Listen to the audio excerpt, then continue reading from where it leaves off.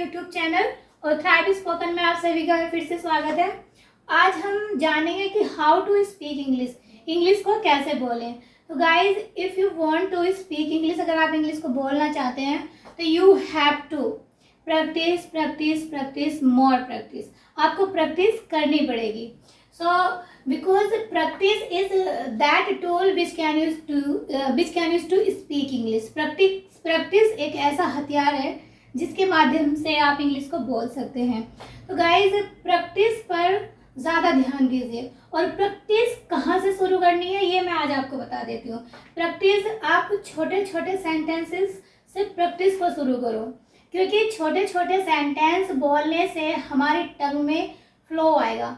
और इंग्लिश हम इसी वजह से नहीं बोल पाते क्योंकि हमारी टंग में फ्लो नहीं आ पाता। तो छोटे छोटे सेंटेंसेस से शुरुआत करिए ताकि हमारे टंग में फ्लो आ जाए। ठीक है, कैसे सेंटेंस होंगे ये अब हम देखने वाले हैं। आज का हमारा वीडियो बहुत ही इंटरेस्टिंग है। टॉपिक है हमारा प्रैक्टिस विद नो एक्शन। आज हम प्रैक्टिस किसके साथ में करेंगे?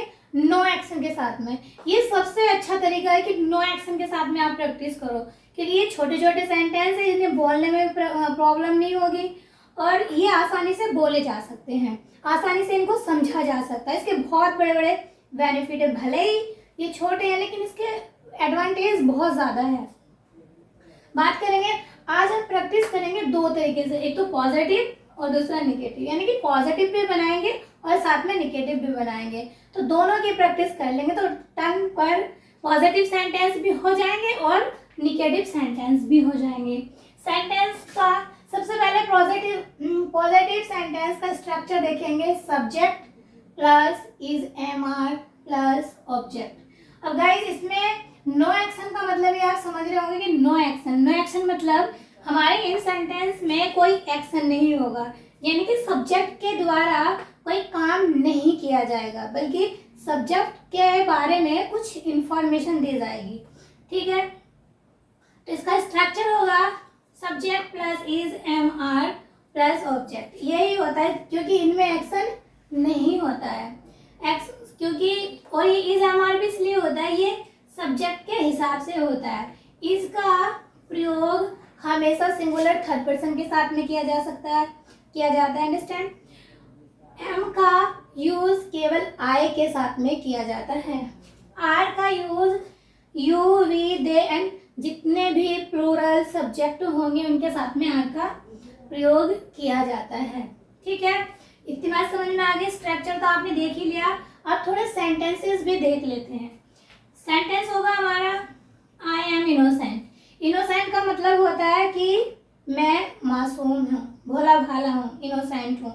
ठीक है, इसका साथ में निगेटिव भी देख लेंगे। साथ साथ हम पॉजिटिव एंड निगेटिव दोनों में प्रैक्टिस करेंगे। निगेटिव का जो स्ट्रक्चर हमने बनाया है, subject plus is am are, ये यानी कि हमारी हेल्पिंग वर्ब है। हेल्पिंग वर्ब के बाद में हमने नोट को लगाया। ठीक है, इतना ध्यान रखेंगे कि जब नोट लगाया जाता है वो हमारी ये हेल्पिंग वर्ब होती हैं। क्या होती है? ये हमारी हेल्पिंग वर्ब होती हैं। यानी इनको ग्रामेटिकल भाषा में अगर कहें तो इनको टाइम वर्ड कहा जाता है। इन्हीं के जरिए हमको समझ में आता है कि सेंटेंस हमारा कौन से टेंस का है, यानी कि जो हमारा वाक्य है वो कौन से टेंस का है। इन्हीं से हमको समझ में आता है। तो ये हमारे टाइम वर्ड भी हो गए और हमारी हेल्पिंग वर्ब भी हो गई। ठीक है, हेल्पिंग वर्ब ऐसे होगी कि ये हमारी मदद करेंगी क्या बताने में कि सेंटेंस कौन से टेंस का है। ठीक है, तो इसका स्ट्रक्चर है subject plus is am are not plus object, यानी कि इनके बाद में नॉट आएगा और उसके बाद में लास्ट में ऑब्जेक्ट रखा जाएगा। तो सेंटेंस है हमारा पहला आई एम इनोसेंट, मैं इनोसेंट हूँ। इसी का हमने नेगेटिव बना दिया आई एम नॉट इनोसेंट, भाई मैं मासूम नहीं हूँ। एक तरफ अगर आप इनोसेंट है तो कह सकते हैं आई एम इनोसेंट, और नहीं है तो no I am not innocent, मैं इनोसेंट नहीं हूँ। दूसरी तरफ नेक्स्ट सेंटेंस है हमारा आई एम स्मार्ट, मैं स्मार्ट हूँ। लड़के कह सकते हैं, ये लड़कों के लिए बना है स्मार्ट सब।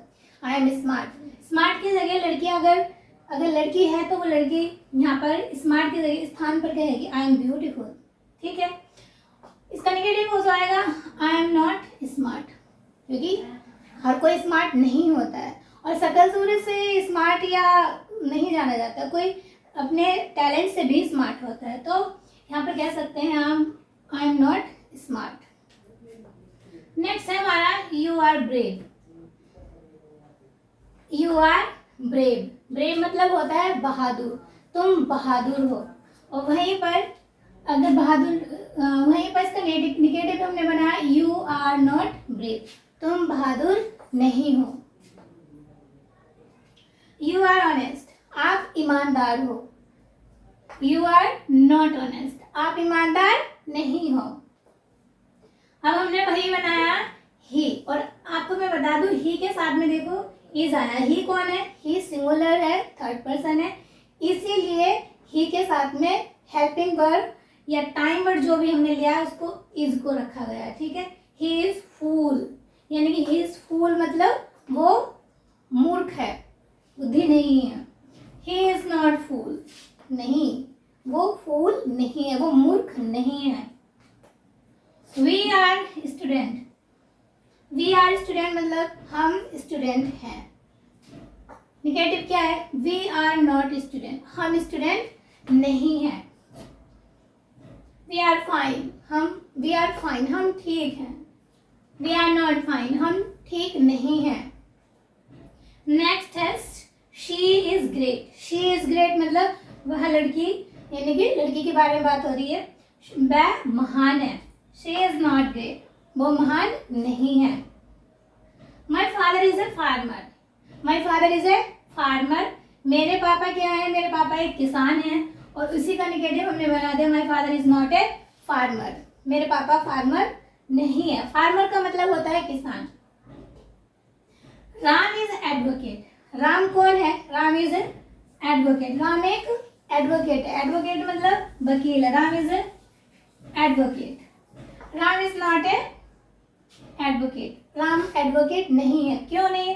हो सकता है वो टीचर हो सकता है कुछ और हो, लेकिन एडवोकेट नहीं है। My mother is a house wife, my mother is a your mother is a house wife, यानी कि आपकी जो मम्मी है वो क्या है? हाउस वाइफ है। इसी का निगेटिव हमने बना दिया your mother is not house wife, आपकी मम्मी हाउस वाइफ नहीं है। गाइज अब आप देख सकते हैं कि ये छोटे छोटे सेंटेंस अब आप इनकी प्रैक्टिस करेंगे, प्रैक्टिस अगेन एंड अगेन, तो ये आपके टंग में बहुत ज़्यादा चेंजिंग लाएंगे और हम इंडियन इसीलिए इंग्लिश नहीं बोल पाते क्योंकि हमारे टंग में फ्लो नहीं आ पाता और हम सोचते हैं कि एडवांस लेवल की इंग्लिश कैसे बोलें। तो एडवांस लेवल की इंग्लिश बोलने का ये सबसे अच्छा, सबसे बेस्ट तरीका है कि नो एक्शन के छोटे छोटे सेंटेंस पर बोलने की प्रैक्टिस करो, क्योंकि मैक्सिमम प्रैक्टिस ही इंसान को परफेक्ट बनाती है। आप प्रैक्टिस प्रैक्टिस प्रैक्टिस करते जाइए और प्रैक्टिस का रिजल्ट देखते जाइए। वीडियो अच्छी लगी है तो लाइक कर दीजिए, एंड अभी तक आपने मेरे चैनल को सब्सक्राइब नहीं किया है तो सब्सक्राइब कर दीजिए। टेक केयर, मिलते हैं नेक्स्ट वीडियो में।